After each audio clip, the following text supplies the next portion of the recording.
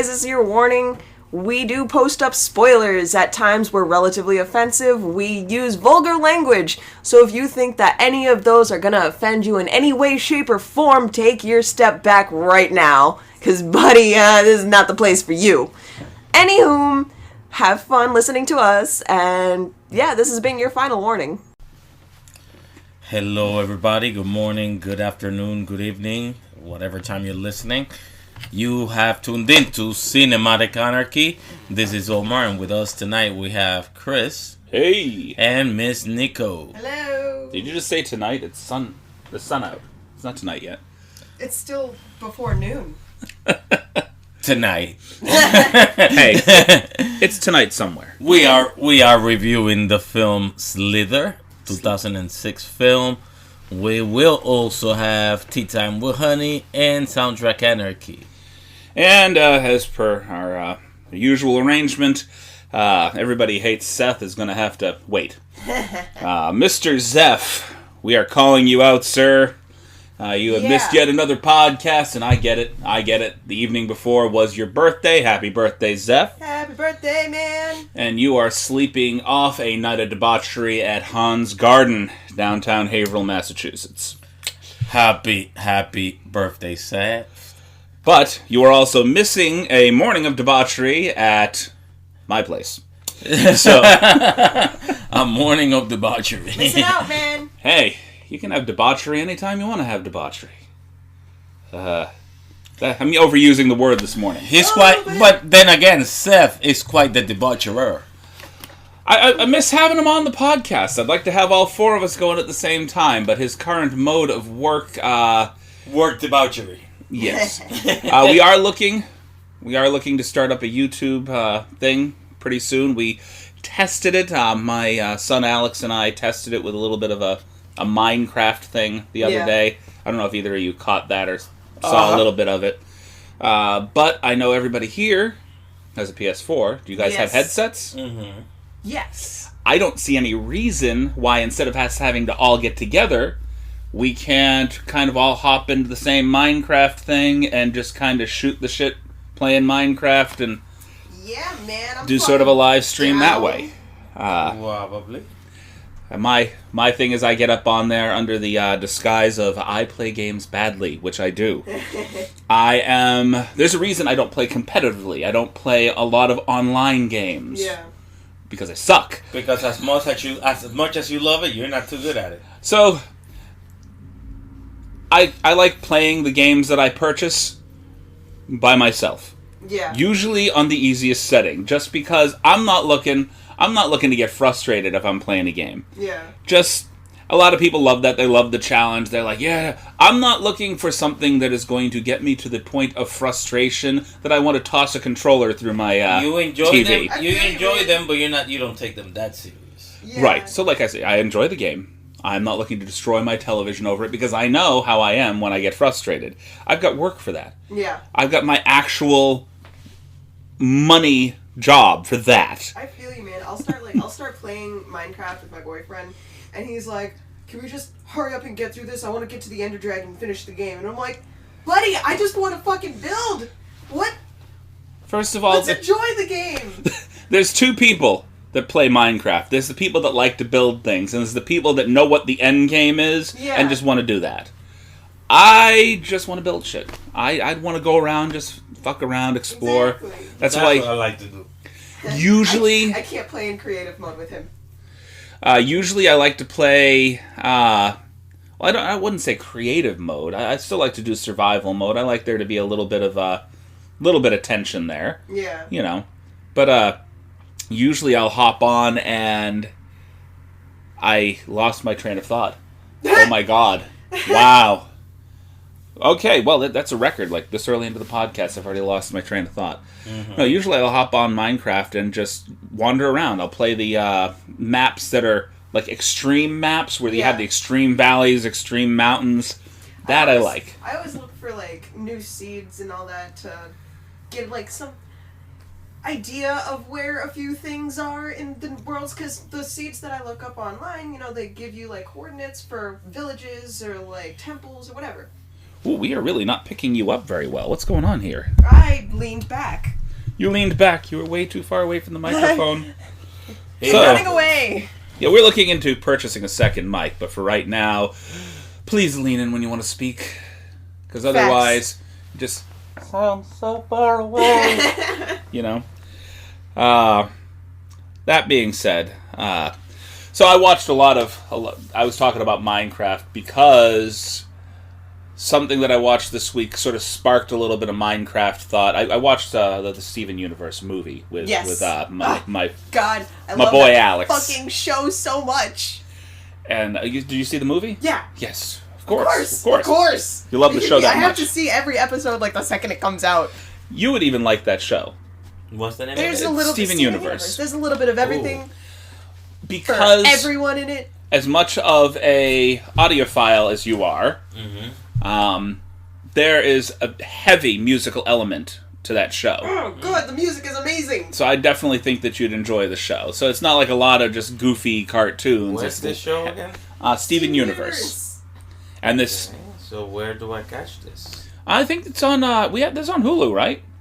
Some seasons are on Hulu, not all of them though, and I don't think the movie's on Hulu yet. Okay, I thought the full run was on Hulu, but I may be incorrect. Let me see. YouTube We can check. Subscription, YouTube TV, Cartoon Network. Hell, you can check it out there too if you have the. Do you have the subscription for YouTube? Yeah, it only goes up to season 4 on Hulu. How many seasons are there right now? I'm pretty sure there's 6 in the movie. Oh, so they stopped putting the seasons out on Hulu. Ooh. Yeah, I know. Hulu's fucking up. YouTube TV. Well, it's not YouTube. It's YouTube TV. The one that you have to pay is like a live TV service. Right. Hulu got purchased by Disney. Really? So I'm hoping when Disney Network does their thing that they'll integrate it so that it'll be accessible through Hulu. Like you can get Hulu and then kind of upgrade a little bit and get the Disney Network as well, so it's all right there. Okay, so there's 5 seasons. 5 seasons. Well, then it would make sense that there's only 4 seasons available on Hulu because usually, they do it with Netflix sometimes too. Certain shows, they'll wait for the full season to be done, and then they'll wait for the DVD sales to go down a little bit, and then they'll pop it up so people can actually live stream the whole thing. But they want to make sure they're getting their money from the DVD sales first. Because, are you going to go out and buy a set of DVDs if you can just access it through the streaming network that you're using? All right. We're way off subject. We're not even talking about Slither right now. Well, I don't mind. We should actually... Fine. We're shooting the shit. It's anarchy. Very good. Good point. We should shoot the shit a little bit, and we should kind of give them an idea of who we are and what we're doing, and yada yada yada. Let the shit be shot. Let the shit be shot. So let's slide right into the movie here. We watched 2006 directorial release of Slither, or I should say, James Gunn directed Slither. And everybody knows who James Gunn is at this point, I believe. Yeah. The director of the Guardians of the Galaxy movies, and one of my favorite Troma directors of all time. Yes. Mm-hmm. I love Troma. The other people on the podcast are a little iffy with it. Yeah. Just cause. Well, just cause you fucking made us watch goddamn weird incest and fucking... Romeo and Juliet. Dick Monster? Will forever be burned into your memory. Oh, God. Well, there's other movies that I could have started you off with. I started you off with a movie that I personally hadn't seen, so I didn't know what I was setting you up for. Again, I do apologize for traumatizing you, and anybody else that might have watched the movie with you, and Zeph, who watched the movie for the first time sitting next to me, which was so uncomfortable. It's not a movie that you want to watch with your buddy. No. I'm just saying. Mm-hmm. Nor is it a movie that you want. Into that. Nor is it a movie you want to be watching when your own children walk into the room. Oh my God. So I had to explain that one to my daughter and my son. So what are you watching? Yeah, we'll talk later. I don't know how to describe this. Incest porn. It was very close. There wasn't as much nudity as you might have expected from a Troma movie, which I'm really glad about. Yeah. Considering the subject matter. Yeah. Yeah, Romeo and Juliet was, But that is neither here nor there. We're not really discussing Romeo and Juliet right now. We are discussing a fantastic film called Slither. That we haven't even really discussed yet. Okay, so we are going to start discussing. the film that shall go undiscussed. So this actually had a fantastic cast. Yeah. So people that I did not even expect to be in this movie. I watched it once before. I remember quite a bit of it, but I forgot that some of the main characters... Actually, I think at the time that I watched it, some of those main characters were not as prominent in my head because I hadn't seen them in other things, and I have over the years. Nathan Fillion was not as Michael Rooker. Well, I've known Michael Rooker for a while. I haven't. I knew him as the dude from Mallrats. Yeah. So he was the dad from Mallrats that was sort of running the dating show, and he was Claire Forlani's dad in that movie. And I remember him distinctly for the scene where he ate the pretzels, and he got really, really sick from the pretzels. He's just gooey. Sorry if you get a chocolate pretzel from somebody, and it is melted to the point that it is all over your hands. You want to know where he was holding those pretzels beforehand, because that chocolate's supposed to be at least a little solid. It's not supposed to look like Hershey's syrup on the pretzel. Yeah. Oh my god, I don't...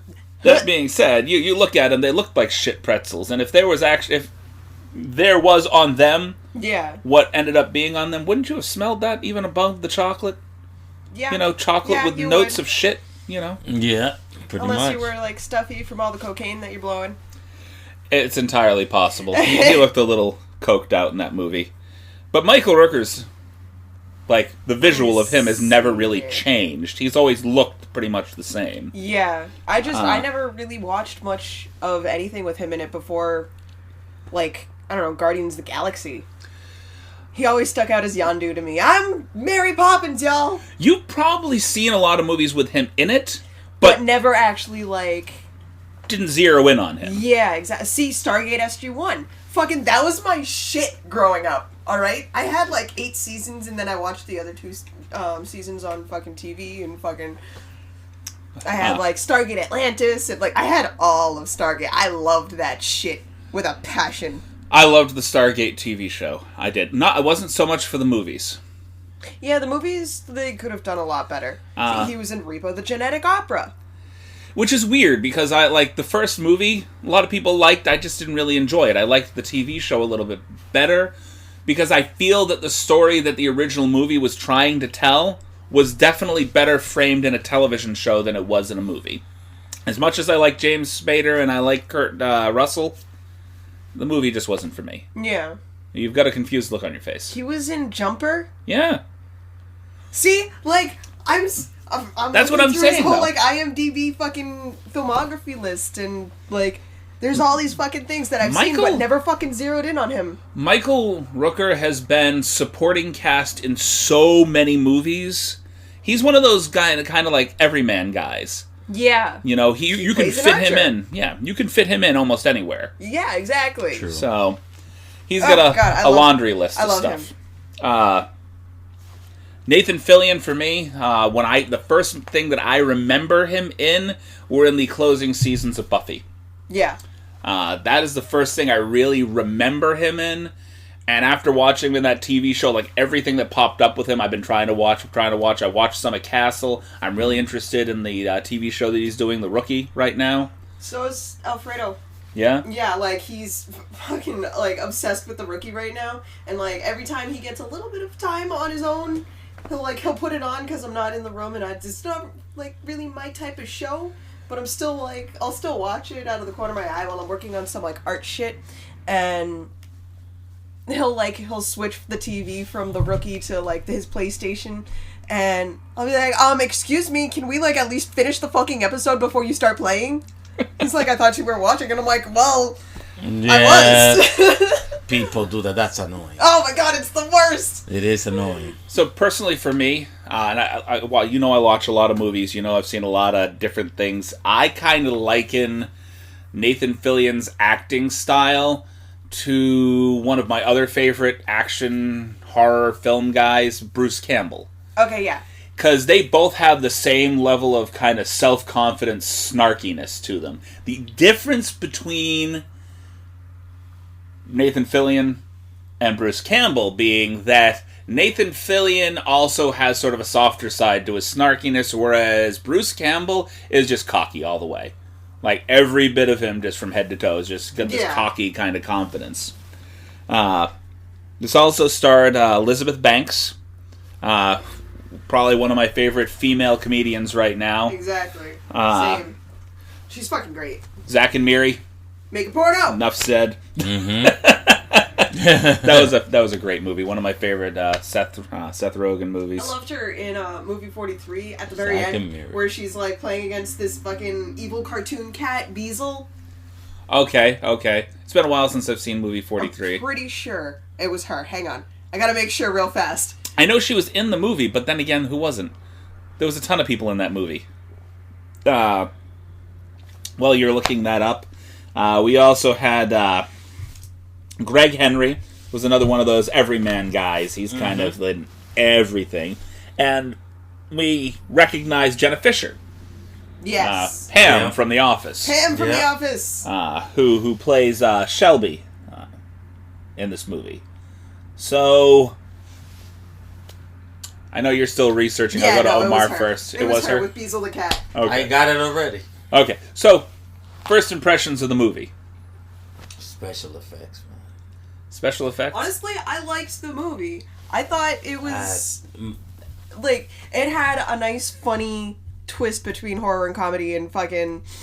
It was entertaining to me. It was definitely entertaining. I like the effects. I had to have a couple drinks while I was watching this. Yeah. But... my wife not being a bug person. Yeah. We all sat in the living room. Well, it started off with me, my wife, and Alex. And it ended up with just me. So Alex was already sick last night. He decided to go off to his bedroom and just lay down. So he wasn't really not interested in the movie. It was just, I'm already sick as it is. Slugs, that's not going to help. Alien slugs that are trying to jump down your throat. And Michael Rooker, that scene with the things coming out of his chest, it was all done. Tentacles! That being said, my wife, there being the primary thing, the little slither guys, I guess, the leeches. Half slug, half leech, all speedy. There were sleeches. Sleeches. Yeah, my wife was not having that. She had her hand over her eyes half the movie, and then she went off to just kind of watch stuff on her own phone with her hand up in front of her so that she couldn't see anything going on the TV. Gotta get, like, a hat with, like, an extra large brim. Just get blinders on. Put on the blinders, turn your head, watch your TV here. Throw some headphones in. That stuff was super ugly, I gotta say. But it was so entertaining. I want to know why the cops just fucking stood there when this bitch blew up into her fucking, like, million slugs. When she was like super bloated? Yeah. Like, she turned into a fucking balloon and fucking, like... Everyone's like, oh my god, fucking slugs, and a few people get fucking devoured by some of the slugs. Anybody else feel like they decided to poach the special effects wizard from Charlie and the Chocolate Factory for that? Yeah, the effects were crazy. Instead of a big girl turning into a gigantic blueberry, we're just gonna have somebody explode into a million slugs. How do you feel? It's not my kind of movie, but I'll give you a few pointers.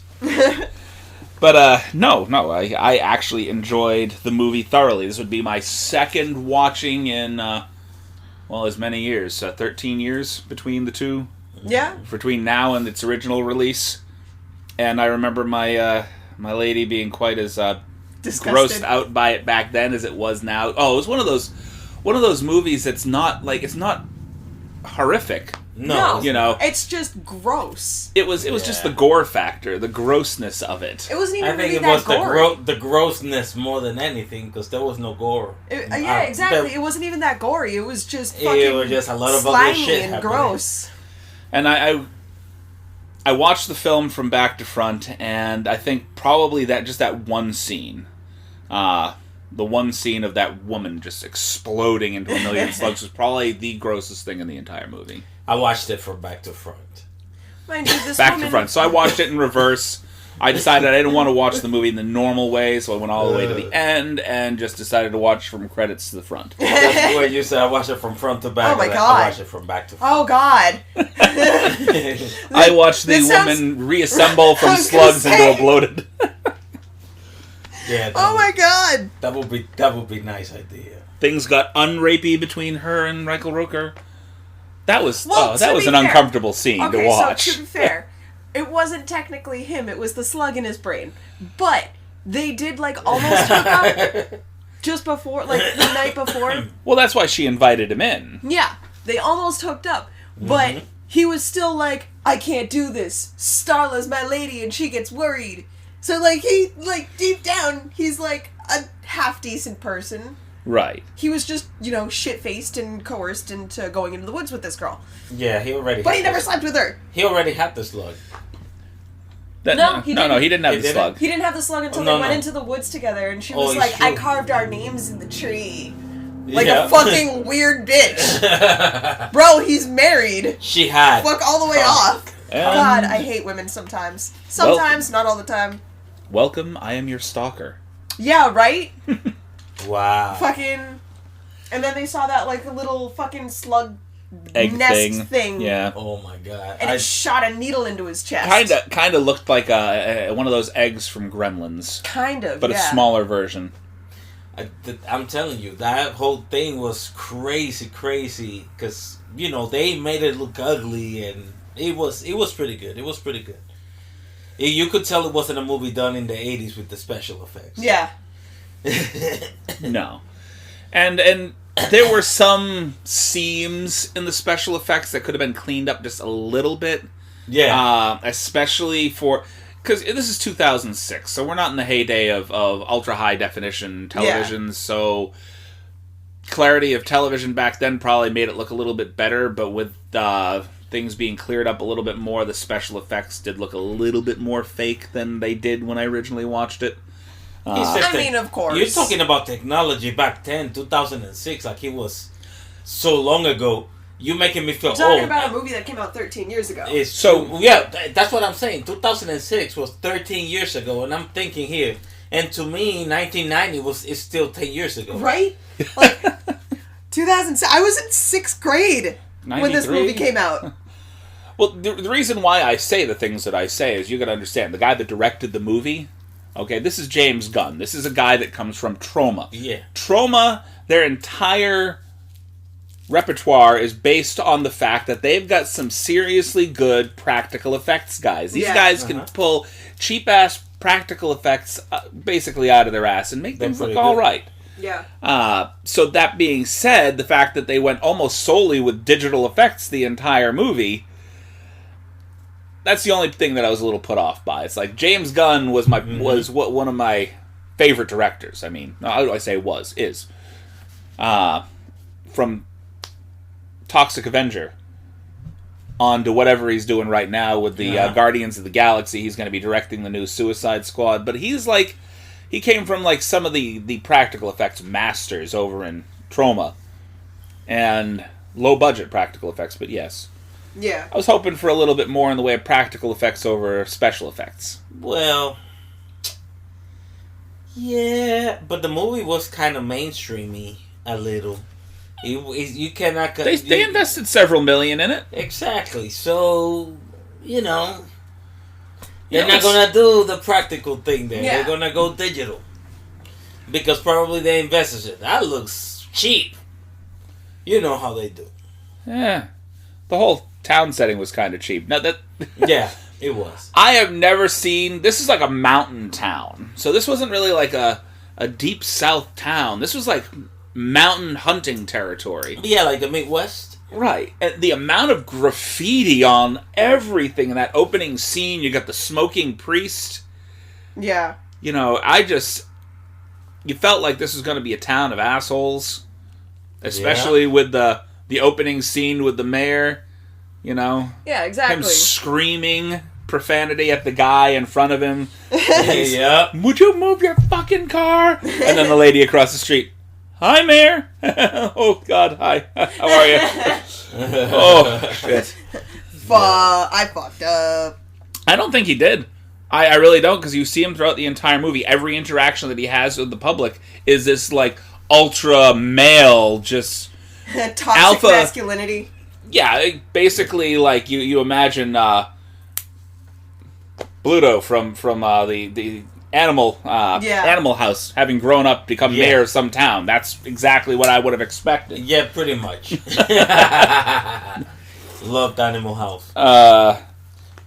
So yeah, I mean, he was just like ultra like asshole the entire movie. Yeah. To the point that people are being killed by these things left and right, and he's freaking out in the back of the car about fucking Mr. Pibb. Yeah, exactly, right? It's like, you know what? We're all about to get killed, but I'll get right on that. Yeah. Fucking Mr. Pibb. That's my favorite Coke. Yep. I don't know about you, but I think Coke is his favorite Coke. You know, as in right?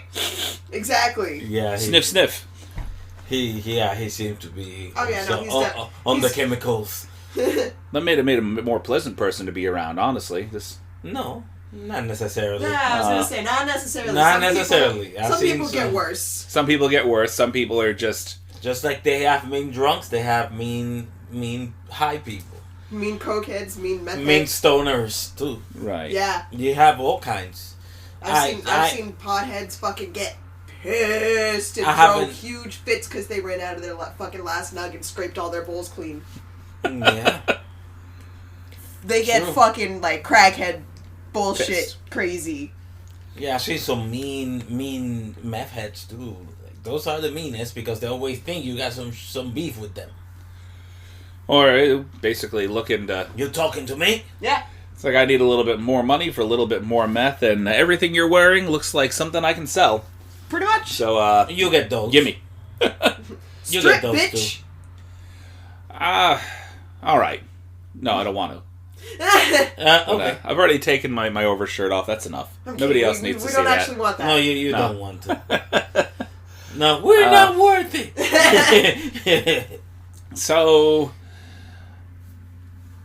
I guess throughout the entire movie, there's only a handful of characters I really liked.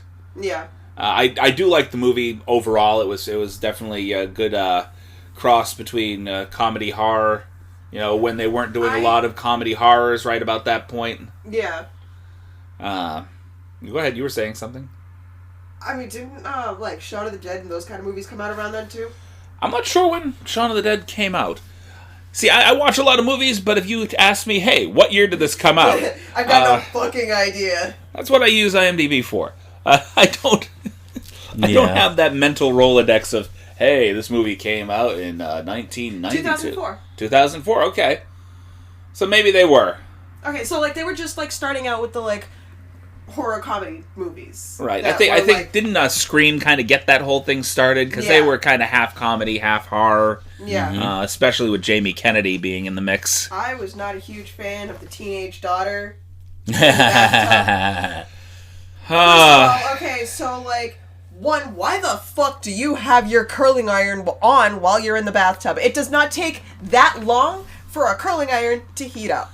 Second, Lots of no-nos in that one scene. honestly, why the fuck are you just sitting there with the fucking thing on it? Like, you could, Okay. your foot is bigger than it. The You one can squish objection. it.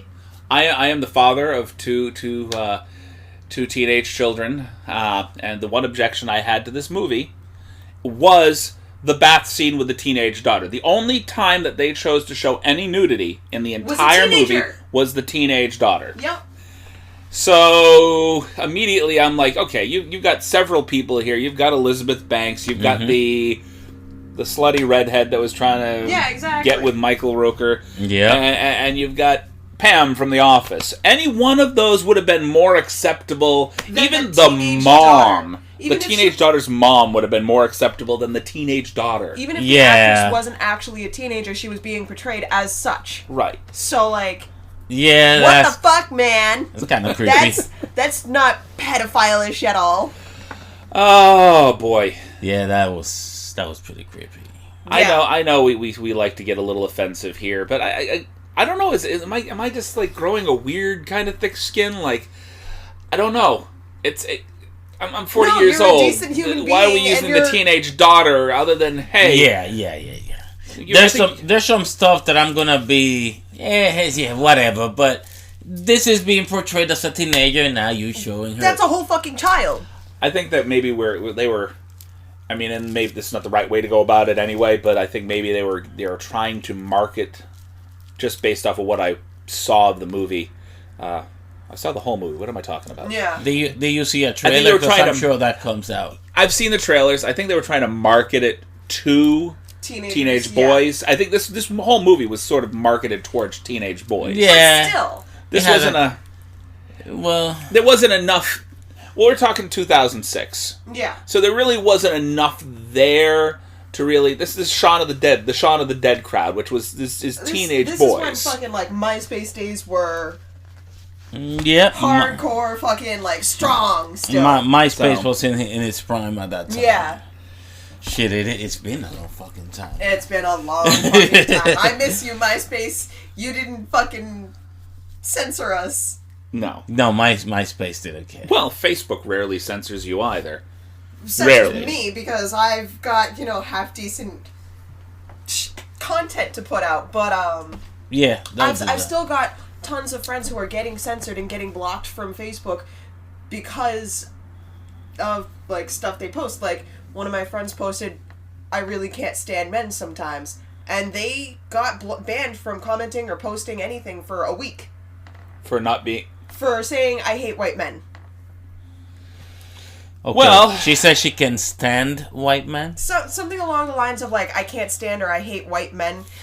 But Well, if she can stand them, all she needs to do is sit them down. I'm sorry. oh my god, I'm sorry. that was lame. it was funny. well, little...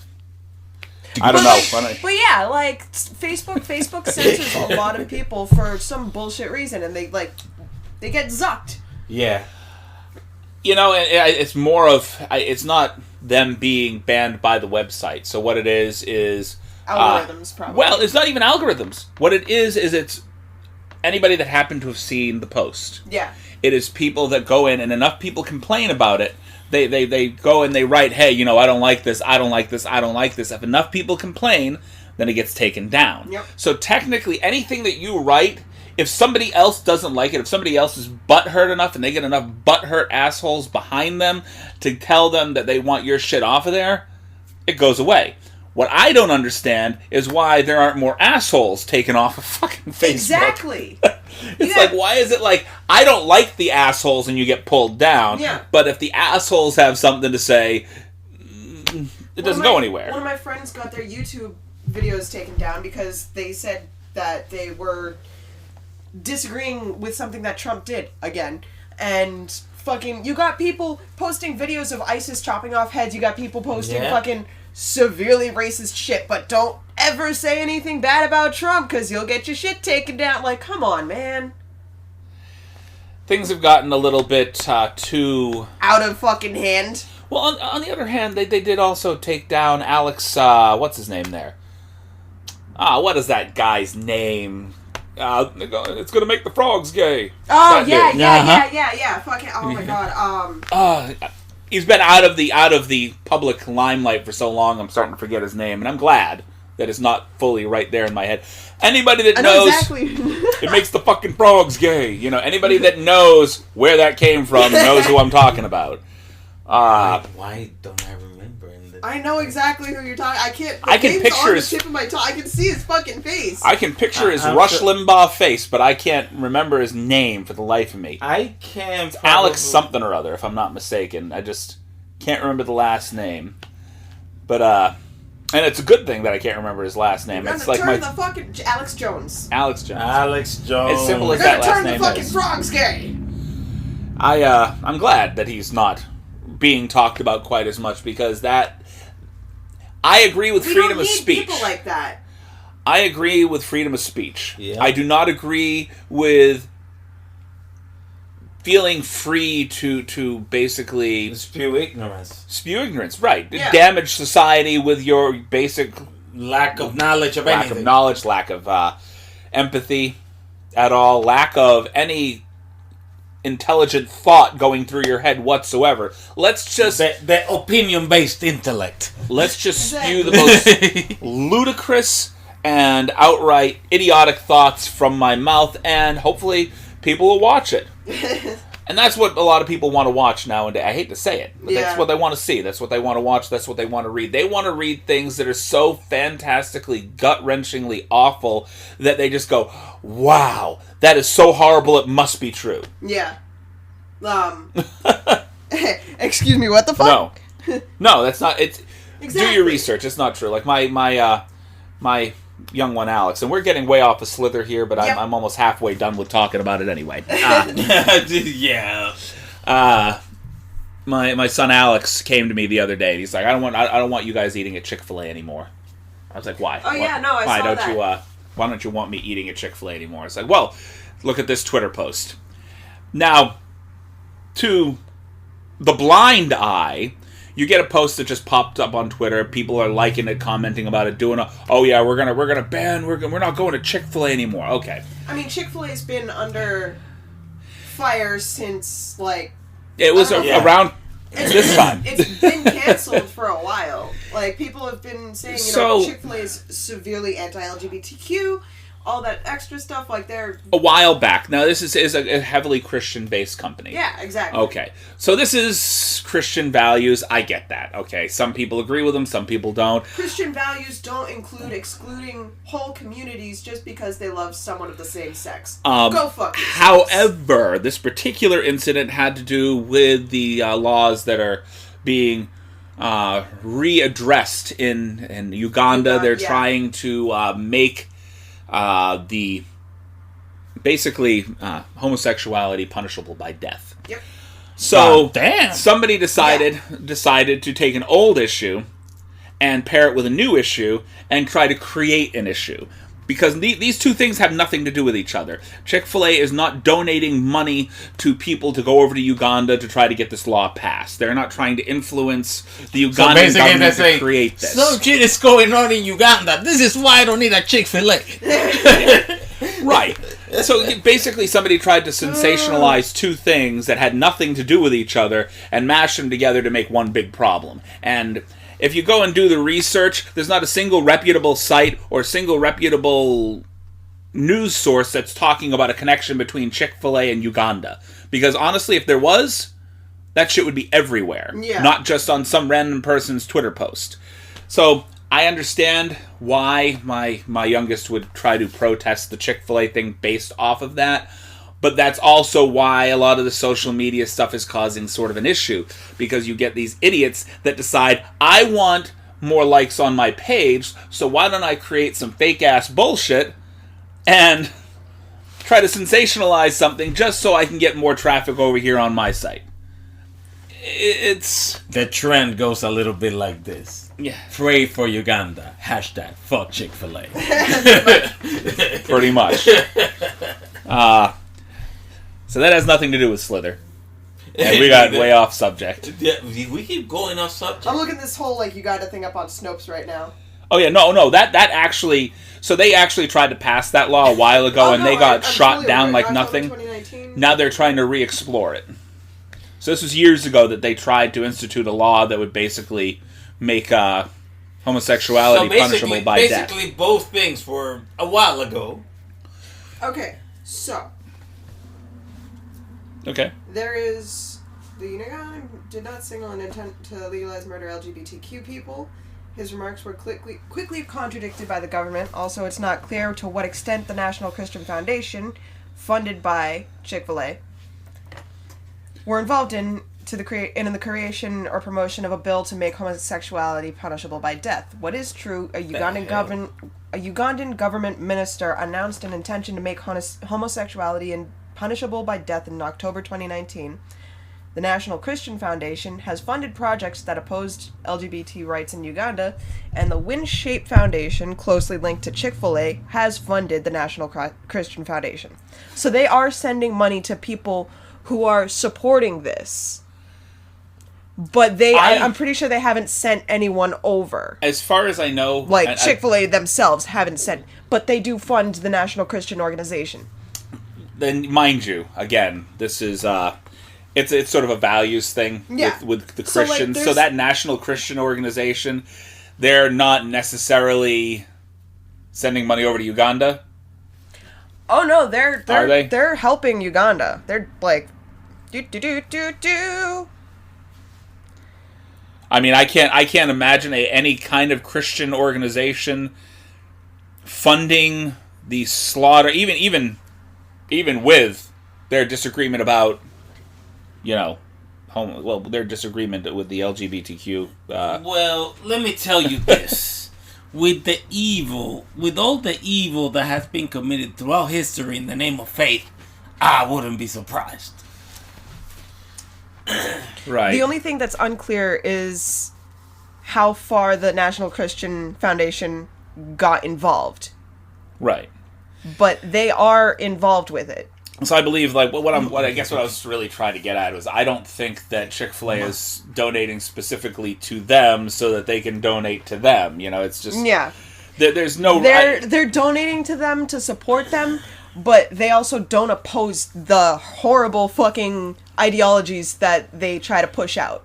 Right. I mean, and they have visually tried to distance themselves from that kind of controversy since what happened with their original CEO, the lady that was running things, that was blatantly donating to people that supported such hateful activity. Exactly. Well, there's the fact that there's some indirect, even in very distant relationship, and there's also the fact that they're very home about it, despite all these tweets. So, if you don't denounce evil, you're complicit in it. Exactly. That's exactly what it is. You don't fucking... If you sit back and you just don't do anything, you're not hurting anyone, but you're also... You're part of the fucking problem. You're not helping anyone who's currently being attacked. And that's why we don't... That's why we're really, really on the edge of not liking this movie, Slither, right? Yeah. The one that we were talking about. God damn it. We got so far off. Sorry, guys. We abandoned Slither and we're already into the rant portion of our podcast. This isn't even what I'm going to rant about. The slugs, though. The slugs. The slugs are hateful and they're donating money to Uganda. No man get to do. Fuck the slugs. There you go. Hashtag fuck the slugs. Or don't I'm putting fuck that up the on slugs. Facebook right now. Hashtag fuck the slugs. Right? Fuck the slugs. That is just... Oh, boy. Slither was entertaining. Oh, no. Slither was an entertaining movie. But we know those slugs, they're hateful and they're into genocide. Yeah, they are. And they're aliens. They're illegal aliens. Illegal aliens that hate that are into genocide. From out of this world. Very illegal aliens. Illegal alien aliens. They have been so unfairly treated. Not very nice to me. No. all they want is... Well, I mean, you saw them. All they really want is for everybody to be one. Literally. I know, right? One big, gooey organ. That was one disgusting mess, by the way. Oh, God. Yeah. I feel bad for anybody that had to act within that blob of stuff. They were covered in mucus and all sorts of other things. And oh, God, it must have been so uncomfortable. I feel like some of that must have just been their natural expressions. Just the one guy that just kind of like knelt down and just oozed his way into fucking absorbing himself into the fucking blob. Climbs through the window and into the blob. Ugh. Yum. Gross. Is that what all those people were coming there for? Were they coming to like join the blob? Yeah. Oh, jeez. So this is how we assimilate. We're gonna shove a slug down your throat. It's gonna burrow his way to your brain, and then we're gonna assimilate you into this gigantic blob. We're all gonna be one. That's gonna hold you after a while. I would have liked to have seen what would have happened if they hadn't gotten to the point where they blew him up. If all these things had assimilated into the one thing, how would they have handled that? They wouldn't have. I think they would have turned into slug people and gotten absorbed. Yeah, everybody would have ended up. Eventually, everyone, because like they're one of the girls, the teenager girl who was in the fucking bathtub and she pulled the fucking slug out of her mouth. Yep. She said that she saw visions of, like, where the slugs came from. I They came think from outer space, and they're here to fucking take over the world and kill everyone and fucking absorb everyone's fucking nutrients and energy and bullshit and then move on to the next planet. They're harvesters. right. Yeah. The one person who had like a symbiotic connection with this thing. Yeah. Because it's a hive entity. So all of these things are connected to one brain. What I want to know is, when they, like, first saw the chick egg sac thing blow up into a million slugs, the guy that was standing outside the barn, he was like, oh, the thing tried to crawl in my mouth. Why didn't he get the visions? That's a good question. Yeah. I guess Fucking plot holes! they should have done something with the visions there too. Yeah, that, like, I would have liked to see, like, a flashback into those visions. There is a lot of things in that movie that were just no-nos. And see, like, what happens when they do take over the worlds and fucking everything gets fucking assimilated. That would have been interesting, I mean. Yeah. And I don't know, did you actually watch everything all the way through to the end of the credits? No. So they left it open for a sequel, like one slug escaped. Oh. So like there was a slug inside of somebody's brain that escaped? Having done better with the story, because it's a good story. Yeah. Having done better, it would have been, they already would have done Slithers 2, because it was very good. Even with that, I didn't see that, but I thought to myself, you know, if they were trying to do this, they can continue to try in another movie. Yeah, exactly. Like, they still have, like, plenty of time to start working on a new movie. Yeah. Most of these actors are still around. Exactly. Yeah. Fucking... If they would have done better with the story, they could have, like, be successful, you know, make it, because they won't mess with the sequel unless, you know, didn't make a little bit of money. Yeah. In mainstream Let's be cinema. honest. Okay. They have made sequels from shittier movies. Exactly. No. And Hollywood's running out of ideas. Let me just say. But you gotta understand, I'm not talking about the quality of the movie. I'm talking about the revenue of the movie. That's exactly what I'm saying. But mainstream Hollywood doesn't really mess with sequels a lot. You're wrong. If they weren't... However, what they do, they didn't do it back then. So if you made a shitty movie back then, you made a Waterworld, you made a shitty movie back then. That's what I'm talking about. They cut you off. They cut you off at the knees. Right now, if you make a shitty movie and it doesn't make a lot of revenue, they think the other way around. They're like, we can still market this, but it's all going straight to DVD. Yeah. You know. Or straight to Netflix or Hulu or whatever. Yeah. Well, yeah, they do that now. Yeah. Now that it's... Not in 2006. Fucking 13 years ago. 13 years later, they can still make a sequel. Fucking, Yeah, they like, can still do a it. lot of my favorite movies, they got sequels well over 10 years after the fucking movie aired. 13 years ago in a galaxy far, far away. Well, Yeah. back then they had the taste of doing the right thing. This movie sucked. We're not messing with this no more. Yeah. I don't think it got a fair shake when it first came out in the theaters. A lot of critics really Did it bit into it. hit No. theaters? Yeah, it hit theaters. This Oh, was in the wow. theaters. It was in theaters. I wouldn't know. I was in 6th grade when it came out. You Yeah. probably were not allowed to see those I wasn't movies in allowed sixth to grade. watch fucking Dragon Ball Z when I was that young, okay? You like, see what she's doing here? She's I was calling us very old. sheltered. You and Zeph came from like the same kind of society because Yeah. Background. You had the heavily Christian parents. Yep. Yeah, Yep. and you turned out as well as most heavily Christian kids do. Heavily Christianed. You look at mom and you look at dad and you go, well, fuck all that shit. Yeah, exactly. It's We're going to pretty do much- something very much not what you're doing. Well, the extremely being so Christian. Some extremes only call for pushback. That's what's gonna happen. If you get too sheltered in a way too Christian of a home, you're gonna have somebody that's gonna rebel, and probably all your kids will. Yeah. You know, that's actually I went the opposite way. I did not shelter my children at all.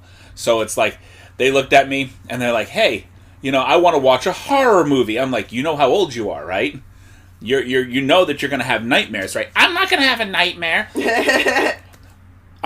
Before we go to our sponsors, I'm going to just give you a little story about Serenity. Way back when we were still living in the Georgia area of the world, I was a security guard, and one of the places that I worked had one of those little security booths, and then you go out amongst the apartment complex and check everything out. one evening, I was doing an overnight shift. My daughter says, I want to come along with you. They didn't object to those things because she can sit in the shed while you go do your work. Yeah. I had my computer with me, my nice little laptop, and I had just purchased the entire Chucky box set because my daughter was begging me, I want to watch Chucky, I want to watch Chucky. Ren was about 12 at the time. So she's like, okay, we got the Chucky box set for Christmas, and we've been putting off watching it. It's like, fine, you want to watch it? We can watch it. I'll bring it with us, so we'll watch it together while we're doing the thing. Yeah. And so I popped in the first Child's Play movie for her, and I went to go do my rounds. When I come back to the shed, where the security shed at the front of the apartment complex, my daughter is under the desk, and the computer is shut down, and she's just like, never again. No.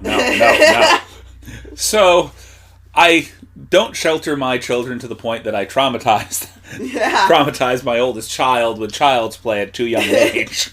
Yeah. And it's like, I am very much that guy. I am that kind of guy that goes, you want something that I've told you definitely don't, so here you go. Yeah, exactly. You can figure out for yourself that you don't want it. Yeah, definitely.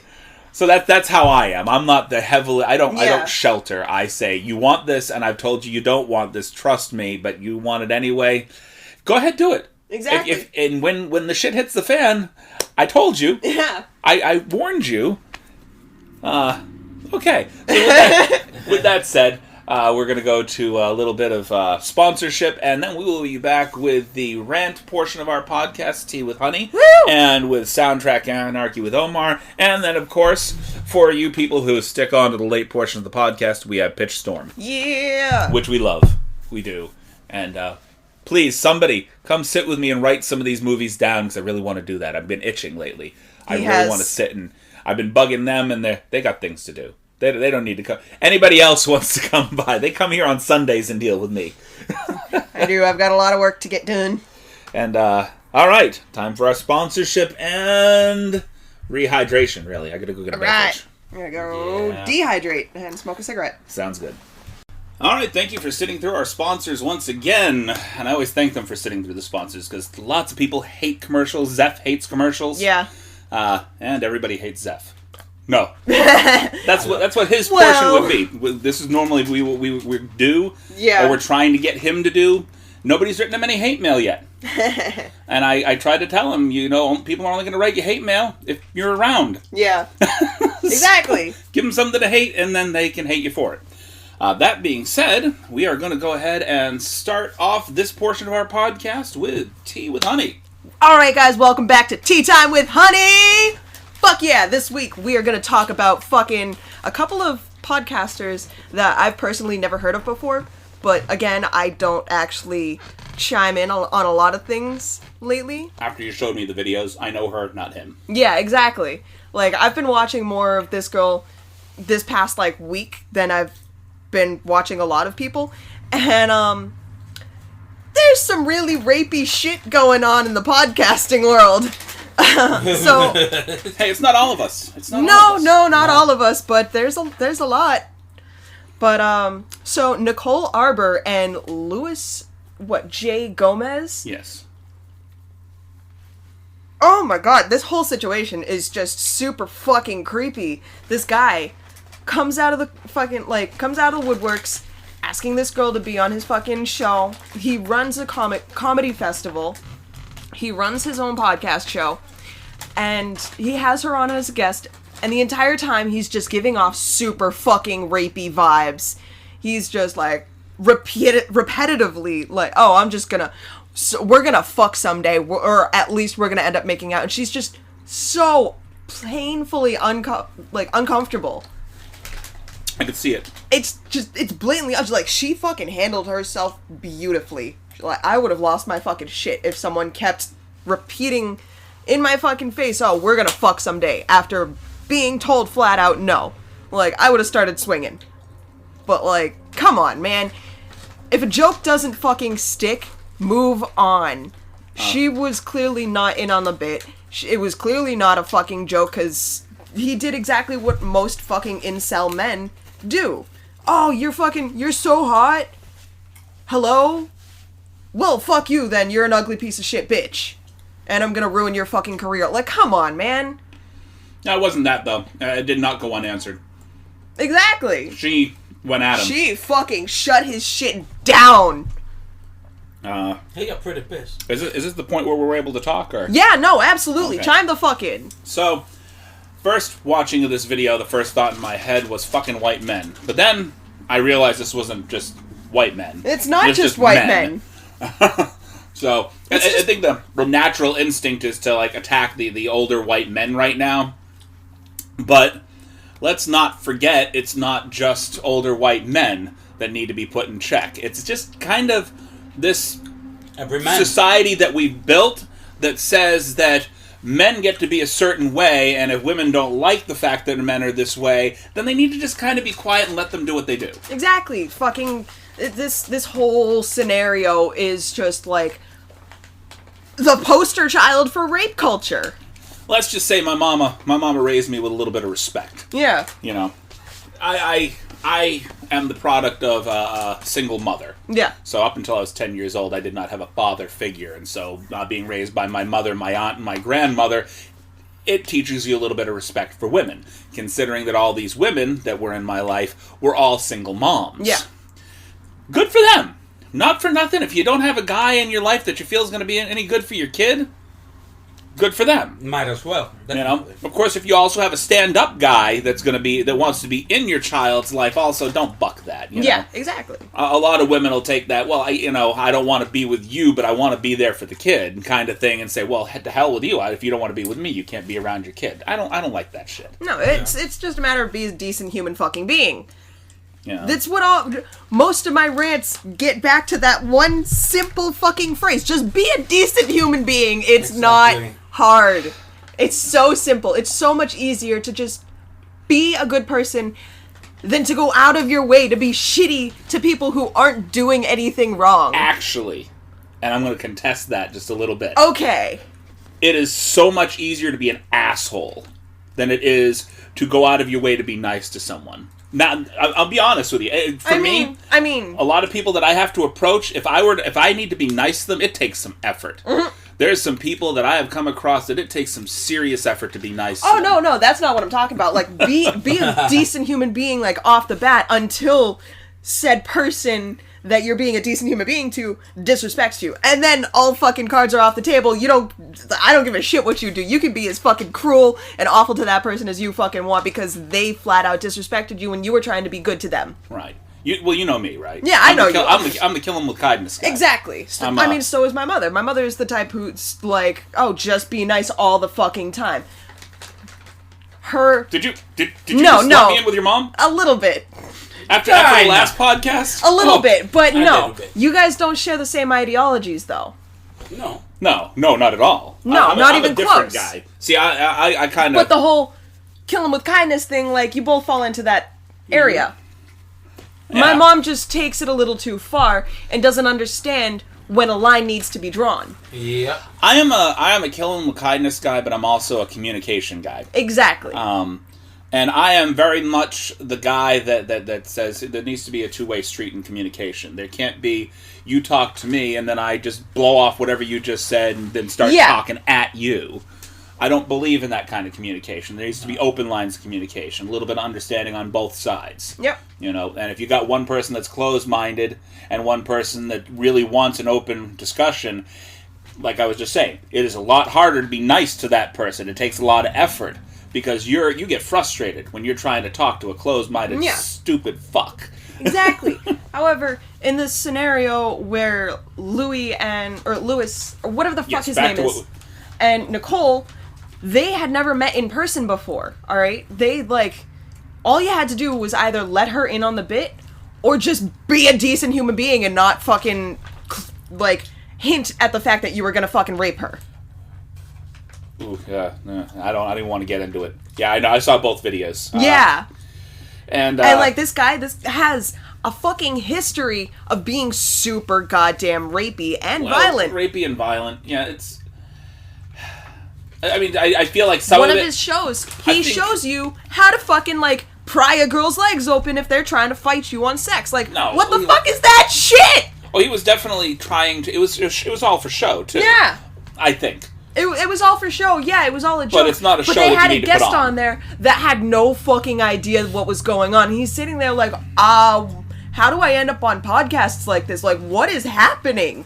Like, that shit's so fucking far from okay, especially with all the fucking rapists and fucking abusers that are getting called out.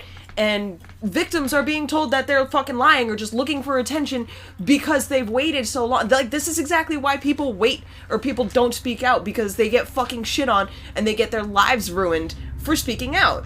Irregardless of what side of the whole thing you might be on, okay, whether you're on the toxic masculinity side or the other side, there's a reason. Or the other side, the correct side, I should say. Yeah. There is a reason the Me Too movement currently exists. And Exactly. that is because of the culture of ignoring male toxicity. And ignoring behavior that should be called out from the get-go. If you're not standing up for someone that's being attacked and being told that, like, this group of people are gonna brutally rape you because you said you didn't want to fuck them, you're part of the fucking problem if you're just sitting there silent. I would have to agree with that. You know, Definitely.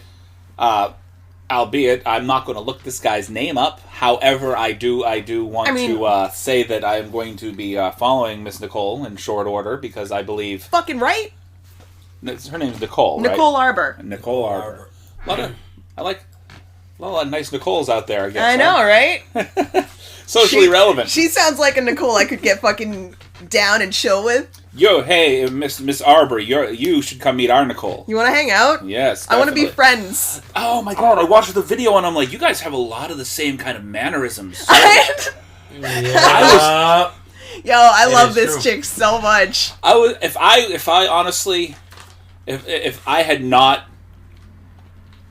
seen your TikTok previously and I'd watched both of your videos side by side, I'd be like, these girls work together or something. Right? Like, we should work together, to Nicole. I want to be your friend. We can be the Nicoles. But the Nicoles. And socially, you guys are right on point with each other, like social awareness wise. Definitely. That being said, I'm gonna advocate for my Nicole over here. Let her talk a little bit more. Fuck yeah. Fucking, but no, like, I don't know what else to say, man. Like, this guy, he's just fucking, like, he's rallying up his fucking significantly smaller fan base than hers to All right. just, oh, God. Well, she initially tried to rally her fan base. Oh, she didn't even rally anyone. She just basically called them out, and they rallied behind her. She called him out, and she was like, this is fucking wrong, and now I understand why we need girl power, because she has said before that, you know, can't talk today. Always Feminism is not exactly what she's about. Yeah, exactly. Like, she said that, you know, feminism has gone too far. I can't talk today. Feminism has gone too far, and the Me Too movement and all that, like, she didn't fully understand, and then she came across this encounter with this fucking creep, and now she's like, we do actually need girl power, women are experiencing this shit all the fucking time, and now I fucking get it, like... It's difficult for a person to claim to understand an experience without having gone through it themselves. Exactly. There's a lot of things I can't personally vouch for. I can vouch for other people's pain. Yeah. You know, like this. I know this person went through this, and oh my god, it sucks. But I haven't been through this kind of shit before. Personally, I believe the thing had gone sideways because you meet a person that's obnoxious and self-important like that. The moment you meet them, you're gonna kind of feel. I mean, I do. You're gonna feel a certain kind of way about them. Like, this dude here, I don't know. So that probably, and then he comes and does all these things. He has kind of... One of his tweets was like, oh, so we talked on the phone late last night. So that's, I think that the second video was more relevant than the first one. I'm going to be honest with you. Because that's where it really shows that... Puts into perspective the kind of person he really is. Really toxic. Because he approached her, not in public, in a public setting, but he after posting all this stuff, and she basically called him out, and him posting all this nasty shit afterwards, and then her fan base coming to him and attacking him, He comes to her... Apologizing. Apologizes. Goes on, basically on the phone. This is just him and her talking. And he thinks nothing's being recorded on the other end, you know. I guess which is why she's a big fan of some of the Texas laws allowing you to record conversations. So yeah, you have no expectation of privacy in that situation. I think he thought he did. But the second video was more important because it shows that this guy, he was like, you know what? I think I was wrong, and he apologizes, and he wants to try to set up a thing so they can get a better... And then runs to Twitter to brag about how she fell back. Right. So he basically called her out as weak, so he continues the attack. After apologizing. After he apologizes and convinces her to take down all this stuff, trying to put himself in a better light, and then he goes on the attack, basically trying to take her down a notch again. You know, basically calling her crazy and you gotta... That's the thing with fucking toxic masculinity. You gotta fucking break a woman down, make her feel super fucking creeped out and uncomfortable, and then insult her and belittle her, and make sure that she feels fucking tiny and small and fucking insignificant. And then you take that and you make her fucking feel like your help is all that she's ever gonna need, and that you're gonna be that only fucking person that's there for her. And she's fucking like, that's how toxic masculine fucking dudes work. You see how this works, though, right? I mean, I've dealt with it my whole fucking life. Why she is able to come at him the way she's able to. Yeah, exactly. Because you see what we're doing here. We're recording here. We're recording here on my computer. You're over here on TikTok. We're up here on Facebook. Yeah. And irregardless of whether or not I were to go and say, "Oh, we did some stupid shit today. We're going to pull this down." Yeah. Right. There's no way to fully pull it down. No, never. It's like there. It's on the internet. It's on there forever. There's always going to be a recording of something. Right. Somebody sees us do some stupid bullshit, some stuff we're going to regret later on in life. Hey, guess what? It's going to bite you in the ass. Yep. It is definitely going to bite you in the ass. So if you're going to be that kind of person, expect backlash. Exactly. Expect it. And you know what? Unlike this gentleman, take it like a fucking man. Gentleman, that is a loose term for this person. I'm a nice guy. Yeah, right? I'm a nice guy. I'm gonna be painfully nice. Kill him with kindness. Kill him with kindness. And I also said what I meant for the second breath. Unlike this gentleman, take it like a fucking man. True. Don't sit here and act like a little bitch and whine and complain. You fucked up. Own it. I really fucking hope he hears this and fucking responds and it's like, just proves our fucking point. Oh, he should. Hey, you know what? I haven't got that big a fan base right now to begin with. I mean, that's probably going to be one of his talking points if he ever does come across this. Be like, oh, these people who've only got a whole 80 fucking followers. Hey, go ahead and call me out. It might build a fan base for you. Yeah, exactly. Fuck it, man. Yeah. What do we give a shit for? I will wear a guy like that not liking me as a badge of honor. You can spend your time. He has followed a pattern, trying to become popular on saying extreme shit. Yeah. Kind of like a Donald Trump. Let's go the route that it should go. Let's say Howard Stern in his heyday. Yeah. Because we know Howard Stern isn't particularly proud of a lot of the stuff that he did. Yeah. Yeah. But he was a shock jock. That's how shock jocks work. Is they say things that are immediately going to be controversial. Yeah. You know? It's how he went about it. More like... He did say a lot of crazy stuff over the years, but then, I don't remember an instance of... If he did certain things, you could tell people were in on the bit. Yeah, most of these people who are going out of their way to be controversial, to be edgy or whatever, and fucking just try to stay on topic with everyone else, be that person in the fucking light for 10 minutes. Yeah, I watched the videos. His boys were in on the bit. You know what the bit is? Be fucking I'm rapey. an asshole is making a podcast about being an asshole, and guess what? We all know he's an asshole, so let's laugh along. Exactly. Yeah. And they're fucking part of the problem, too. They're just laughing along with it, not saying shit, not fucking standing up for this girl who's very clearly uncomfortable with the energy that's going around. Yeah. She wasn't in on the bit. She wasn't fucking she wasn't... Oh, God. I hate this shit, man. Yeah, let's just put it this way. Let's put it in this perspective, and this is going to the extremes, okay? This is like Logan Paul fucking level bullshit. If you are at a party, and your boy slips a girl a roofie, and she is unconscious on the couch, and he's like, I'm going to rape her. And you guys stand around and go, oh yeah, that's fun. Let's let you do that, and then walk away. Yeah, that's exactly the same thing. Yeah. It's a verbal version of that same thing, but it's still an attack that does not need to happen, and it's an attack. And it's an attack of a sexual nature. You're attacking her on a personal level. You're attacking her on a sexual level. And yes, you didn't physically lay a hand on her, but that does not mean that you didn't try to do some kind of emotional damage. Exactly. Nicole, I want to be your friend. We all do, but maybe. It's so hard to call it, but this dude, if he really means it, he's trying to get fame with. Oh no, he definitely does fucking mean it. He's trying to get fame for all the wrong reasons. Because why would you want to be famous for being the guy who will rape somebody? I see what he's saying. If this was indeed a bit, why does that need to be the bit? Exactly. You know what I mean? Exactly. Especially with the Me Too movement, especially with everything that women are speaking out against. And this is just me giving him the undeserved clout. Yeah.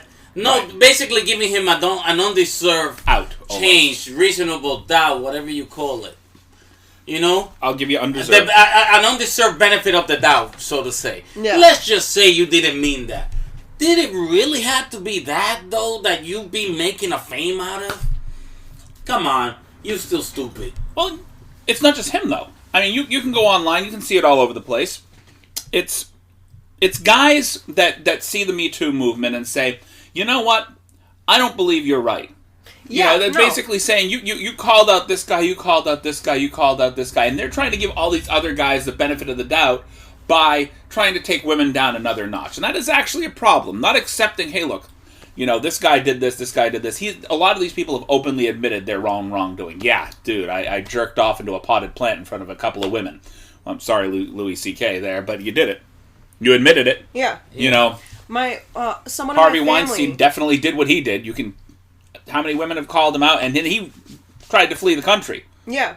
Exactly. Fucking someone in my family commented on one of my posts about rape culture, and they were like, I feel so sorry for my sons in this day and age, because anything could get them outed as a predator. And I'm like, all you have to do is not be fucking rapey, and you won't be labeled as a predator. And he's like, oh, well... There have been times where I was drunk and I've gone and kissed multiple random women in one night in front of my wife. And I'm like, that's super not fucking okay, buddy. I don't know in what fucking universe you think that shit is okay, but it's not. This was... Yeah, no, there's in front of his wife, that's what he said. She's pretty cool with a lot of stuff, so But should she be? But should she be? That is the question. I don't know. If whatever works for you, that's cool. But, don't go shoving your fucking... I know exactly what the fucking topic that we were discussing was. Okay. Someone had vandalized the statue of the VJ Day kiss. Okay. And I was like, well, that fucking statue should be taken down anyway... because it promotes rape culture. If you don't know the actual story behind that kiss, the guy was with his girlfriend in a bar, having drinks, and the news came on that the war was over. And he goes out and he just starts grabbing random fucking women and shoving his tongue down their throats as celebration. It doesn't matter. Yeah. And that kiss was caught on camera just by accident. The woman had no idea who the fuck he was. That's another subject I'd like to broach at another time. Several interviews where she's like, he just grabbed me and kissed me. And, you can see in, the thread of photos that the photographer took, she's trying to push him away. Right. But they took that one. They took that one that looked semi-romantic, and they idolized it. Yeah. So... This is another... That's a trigger for a lot of fucking people. That is super fucking rapey, man! This is another, I want to say, social media subject that I'd like to broach at another time. Yeah. The use of pictures to convey an image that may not necessarily be the image of what was going on at the time. Well, Exactly. What you were trying to convey. What they do is they pull a specific moment to make it look like something is either... They tried to recreate the kiss, and I can't even fucking remember her name, but the woman said that, like, she'll meet with the guy, and, like, she'll say hi or whatever, but she's not gonna recreate the kiss. Because, like, she didn't want it in the first place. Because the kiss was not a kiss that she wanted. You know, it's just happened to her. Yeah, talking about perpetuating rape culture. Oh, right there. God! Okay. I hate when people are like, rape culture isn't a real thing. Well, buddy, actually... It is. I don't envy my children growing up in the world that they're currently growing up in, because, I mean, obviously... People are so fucking entitled to other people's bodies, and it makes no goddamn sense. There's a little bit of two sides to look at this whole thing. I mean, I don't have any issues with the Me Too movement, so on and so forth. I definitely believe that there are a lot of guys out there that need to be called out. Unfortunately, then there are also guys like me. Yeah. I'm not. I have never really done anything that I feel Yeah. would be conceived that way. Now, I feel that it's going to put people that are not necessarily that way sort of on notice. It makes things a little bit more tense in the dating world. It does. It makes it so that it's not as easy to date now than it would have been years ago. Exactly. Yeah, no. I'm out of the equation. I've been married for 20 years, so I mean, I'm not in that equation and then anymore. you've got the people that are getting labeled as incels, but aren't. Right. Like, it does create a stigma for men right now, where all men are fucking evil. It's not true. Not all men are fucking cruel and fucking narcissistic, abusive pieces of shit. True. And to treat every single... But it's also the other foot, too. It's to treat everybody like they are that one thing. You can kind of put that tag on racism. You can put that tag on rape culture. You can put that tag on the Me Too movement. There's a lot of things that you can kind of take that tag and say, this one person did this. And to damn an entire section of society is outrageous for the actions of one of course, person. That's not correct. To completely persecute and a whole entire fucking community, a whole gender, a whole whatever, because of the actions of a few is completely outrageous. However, we still need everyone to understand that this is a real fucking thing that happens every fucking day, constantly. I have a friend of mine that and some people are still out here saying it's not a real thing. I said friend. I shouldn't say friend. I have a gentleman that I used to associate with that used to be a good friend of mine that, by all intents and purposes, is one of the most toxic males I know. This is a gentleman that has, I believe, 6 children at this point.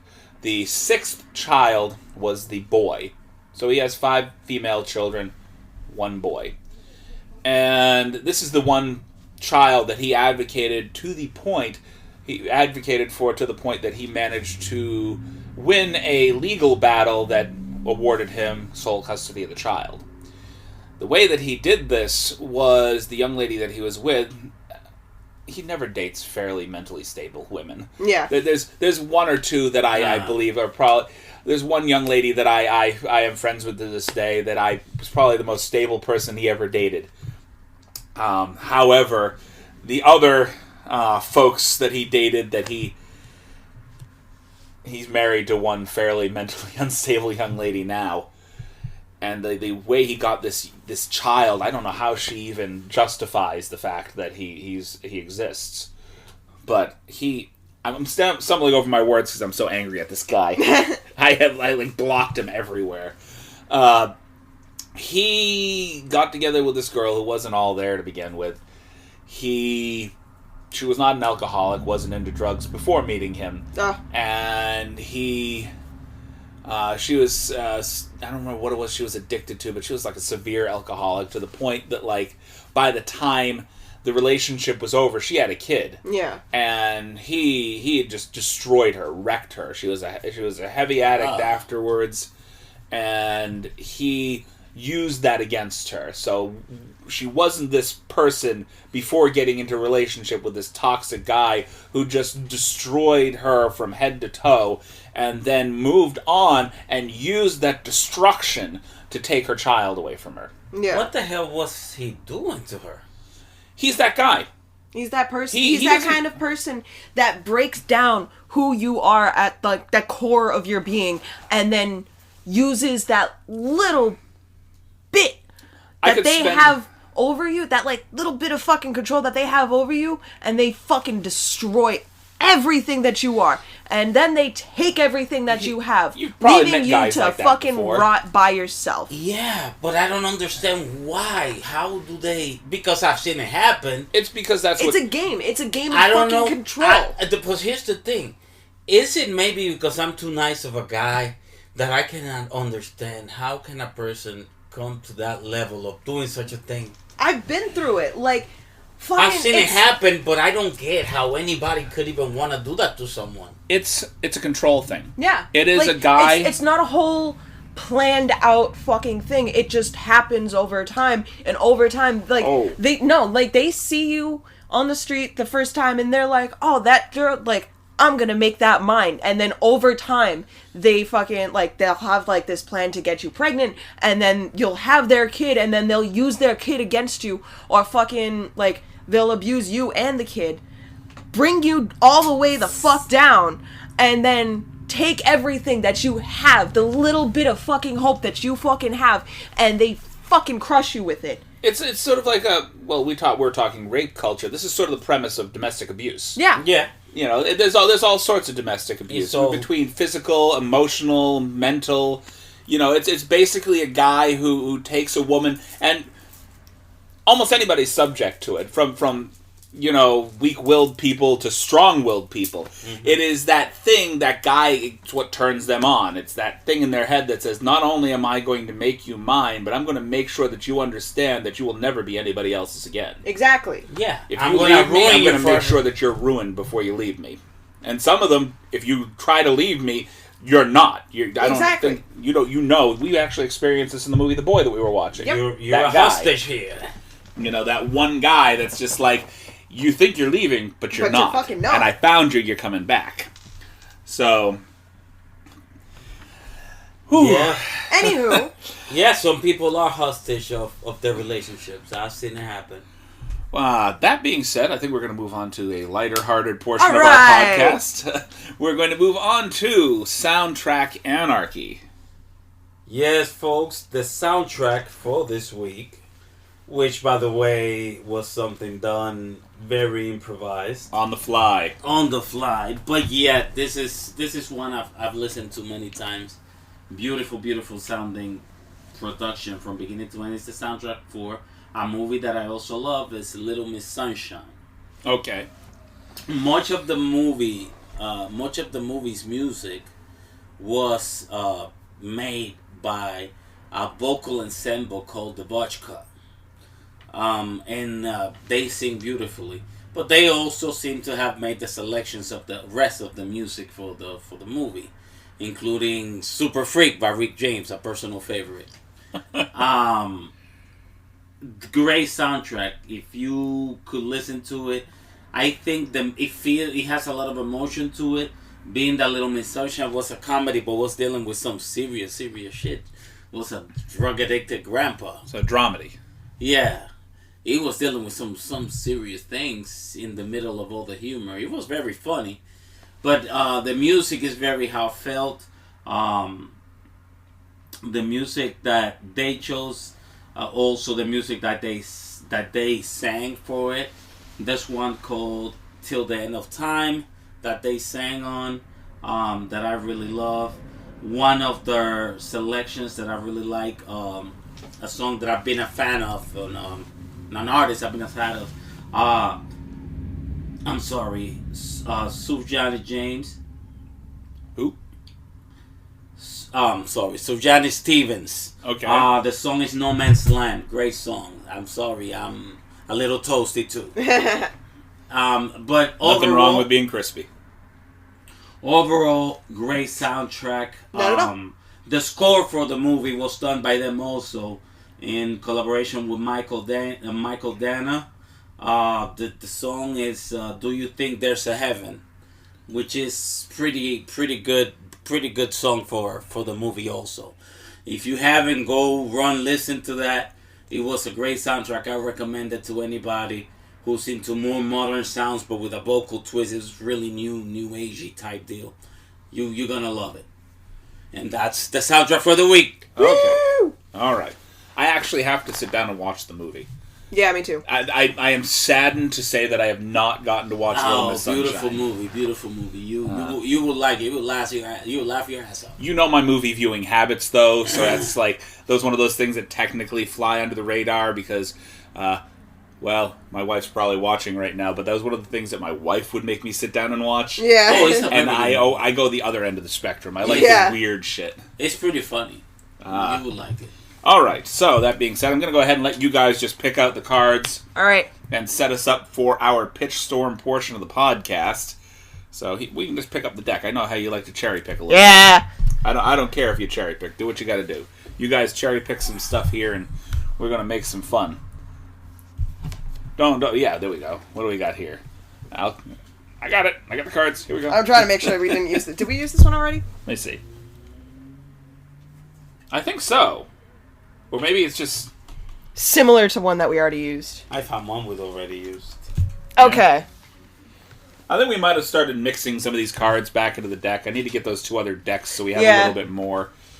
I'm going to grab our notes here. I'm just going to grab some random notes from the middle of the deck here. You know, I figured I get in the middle of the deck, we wouldn't run into things we've already done, but...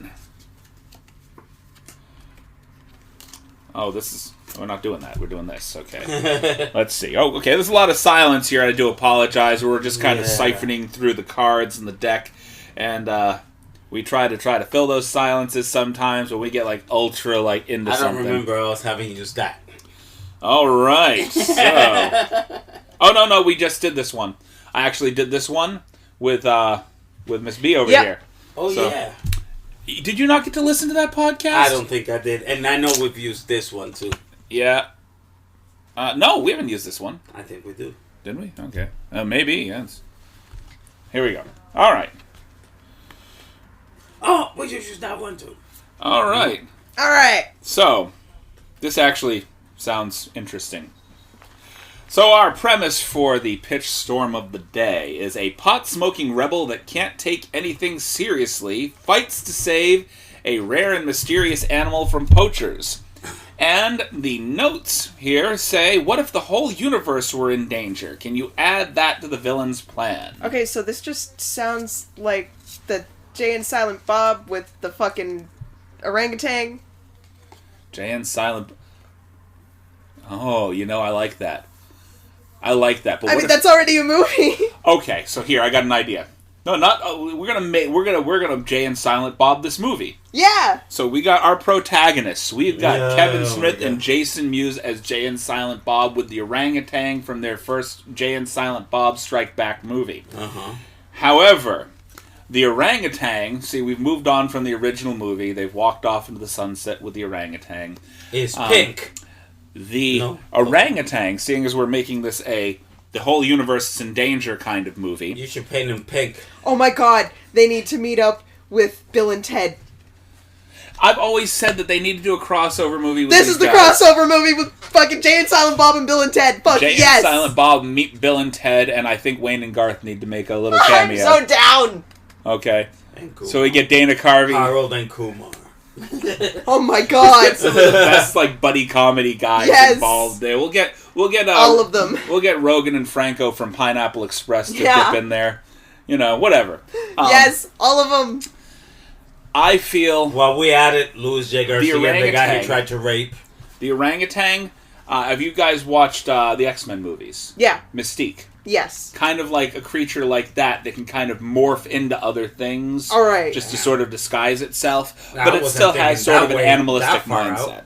Oh, yeah. Well, we're talking about the whole universe being in danger. So this creature that has crash-landed on Earth, they think it's an orangutan. It's disguising itself so people don't know what it is. Yes. I was keeping it so low budget. I was saying a pink orangutan. No, it's a regular one. I think the orangutan should be played by Simon Pegg. Yes! All right, so we got Simon Pegg as this alien, this morphing alien thing. So the primary form for this alien is going to be like a Simon Pegg-esque. We can, adjust things as we go along. Whatever. Yeah. Just sort of a hairy Simon Pegg. Main villain. Think of somebody villainous. Yeah. I kind of want to make Robert Downey Jr. the villain. Robert Downey Jr. as the villain. He will make a great villain. Well, Robert Downey Jr.'s played the villain in a couple of movies before. He's played some bad guys and some good guys. Not enough bad guys for my taste. Exactly. He would make a great bad guy. But I think he should be an unintentional bad guy. I think that he should think the entire movie that he's doing right, even though everybody else knows he's doing wrong. Mm-hmm. So he's like an unintentional bad guy trying to save the world from, almost like a Lex Luthor, trying to save the world from alien invasion. And the buddy comedy portion of this, we got Jay and Silent Bob meeting up with all these other buddy comedy guys. It's almost like a superhero kind of movie where they've got to join forces. Yes. I love it. I think you should have a team of baddies.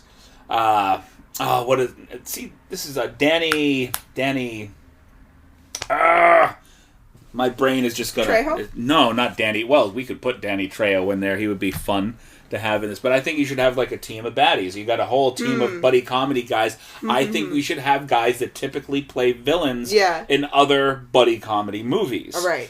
So for Wayne and Garth, who would that be?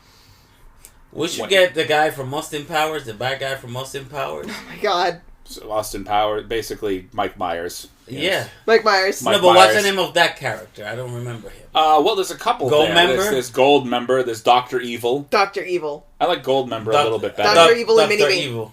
Dr. Evil. Can't get me anymore. Vern Troyer, rest in peace. I know. Yeah. We could use, Bill and Ted to go back and bring them back. That would be fun.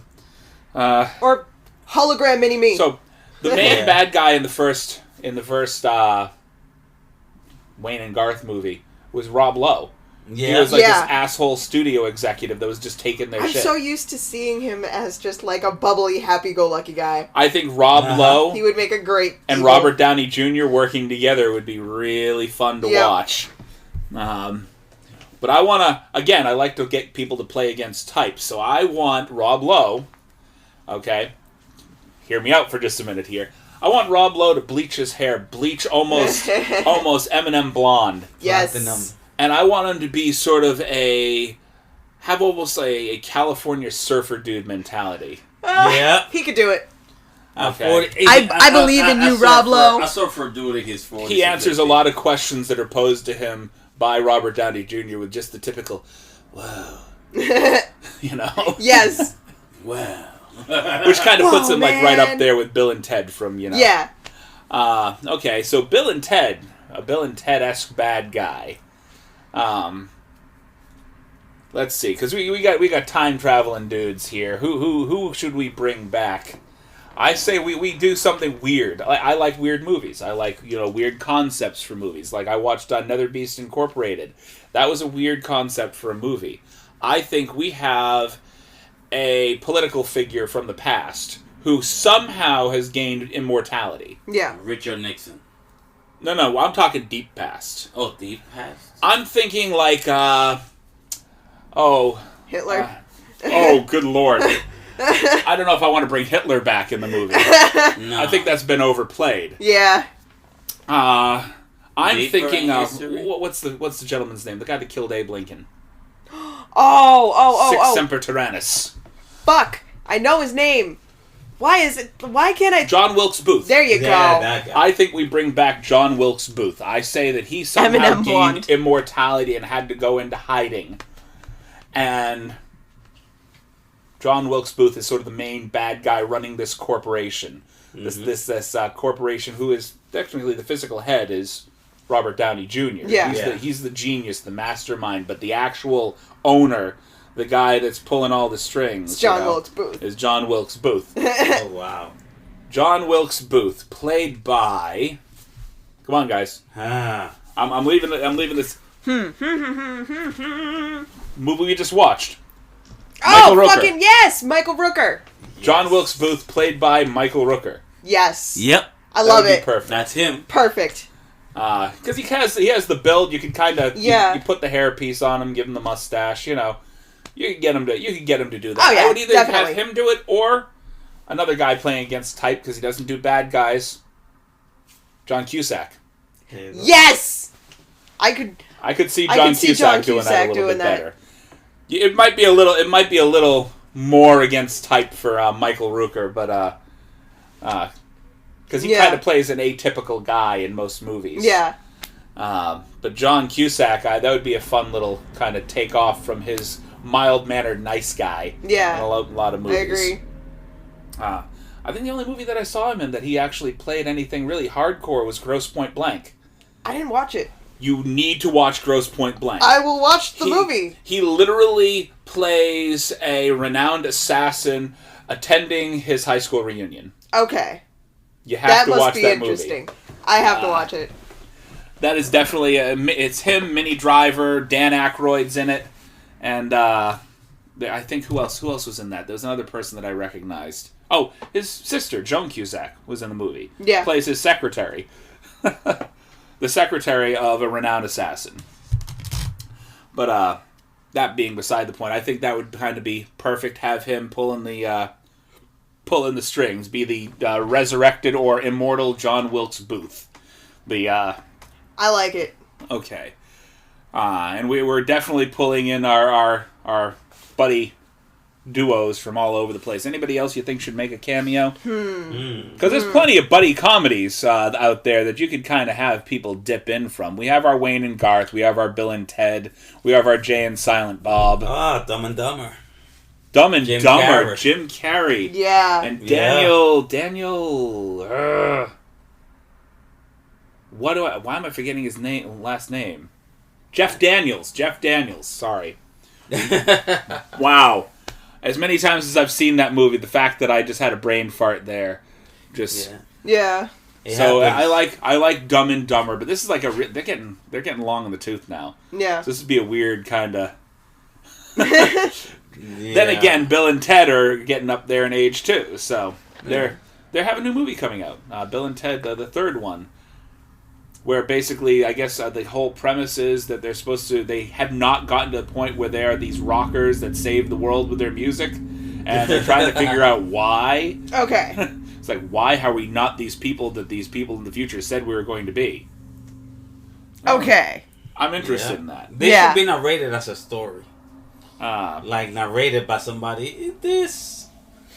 A group of buddies got together to save the whatever species, whatever animal. Who do we want narrating?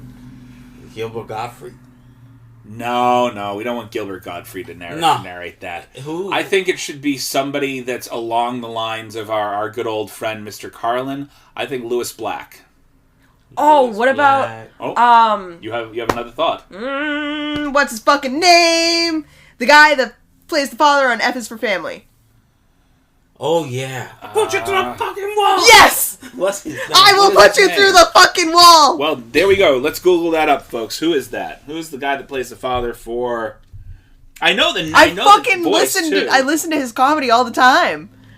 Why can't I think of his fucking name every single goddamn time? It's because one of those things we didn't write it down. We put on the spot, and it's like, who is this?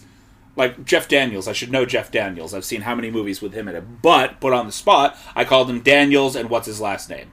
Yeah, exactly. I had his last name. Well, that being said, okay, so we got Bill Burr. Bill Burr. Okay, we got a Bill Burr voice. The narrator. So what's the premise of the movie? So we've got the alien orangutan played by Simon Pegg. I think that his guy Nick Frost should be in there somewhere. The guy that's in every movie that he's in. I think his buddy should be in there somewhere. So because it's gonna be narrated by that, you know what they should do? They should do it in a whole lot of, you seen Goodfellas? When they probably, okay, so now these guys are about to fight. And they're gonna fucking kill each other. Type of thing like that. Yeah. Here's the idea. You take Simon Pegg. Simon Pegg's character, he's hiding as an orangutan. We've got another orangutan played by Nick Frost, who is in captivity with the folks that are trying to also get this other guy. Okay. So 2 of them. Yeah. They were buddies. They both crashed. He is trying to rescue his friend. His friend is perfectly happy with where he is. He's like, hey, yeah, I like this, and they're basically torturing him, and he's like, wow, you guys are funny. I like that. Wow, okay, a little bit more.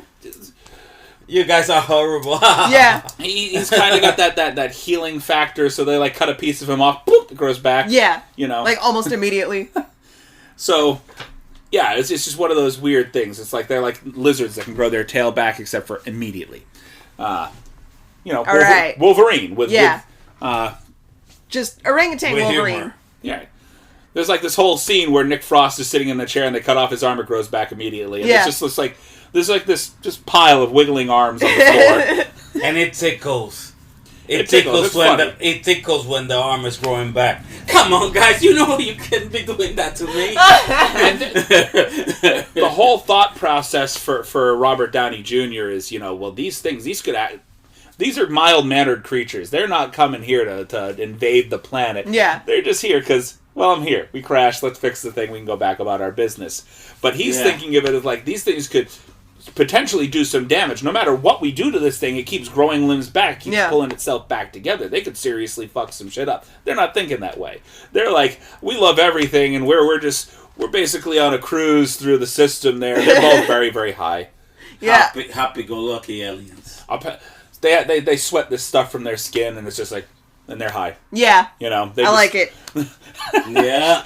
You should try it too. If you give it to one of the humans, they're and in a constant state of euphoria. Like they fucking sweat LSD. So they basically sweat like a hallucinogenic drug. That's not bad for you. Yeah. Right. And so there's this whole scene where you have all these guys just walking up to Simon Pegg and licking him. Yes. They're all just licking Simon Pegg. No, see, look, right here, try this. You should try this. And they're all just kind of licking him. Just lick it. So there's this scene about just a bunch of guys surrounding Simon Pegg, just licking him.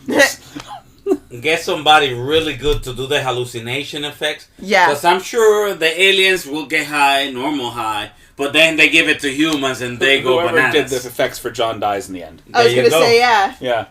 Whoever did either those John effects. dies at the end, or like the person that did like the cartoon effects for Tank Girl. Oh, yeah. We could just do a mix of both. Or the person who did the effects for...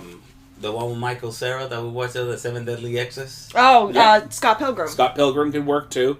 I mean, you could do sort of an amalgamation. Everybody has their own hallucination. Yes. Yeah. Everybody hallucinates things going differently. Well, according to their own personality.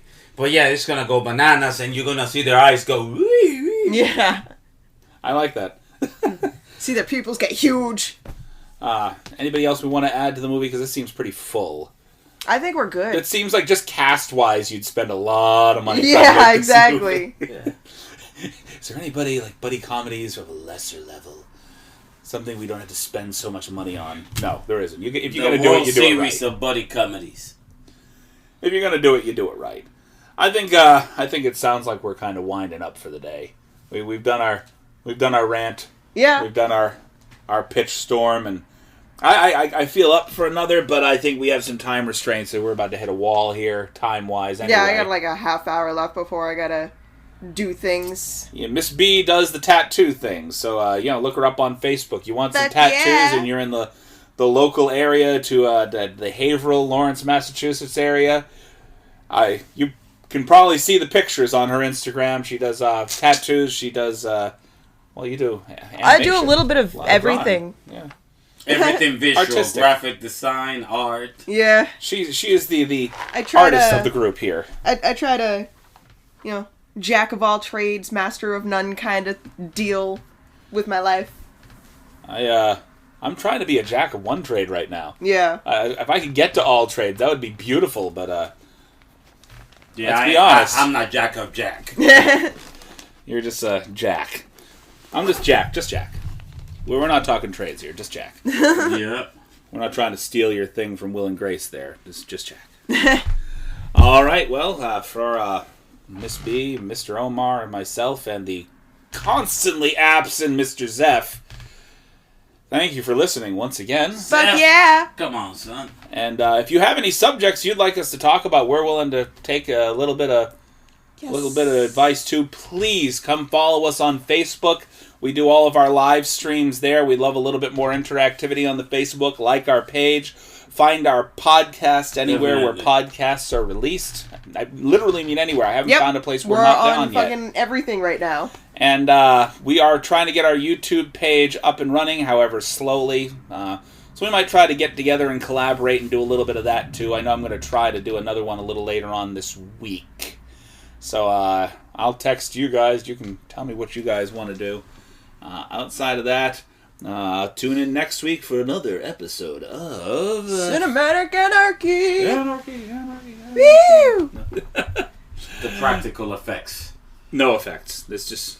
I can't even throw my voice The well. Eco Chamber by Chris. I don't know what the fuck I was trying to do. The Eco Chamber. We tried. Okay. We Bye. tried.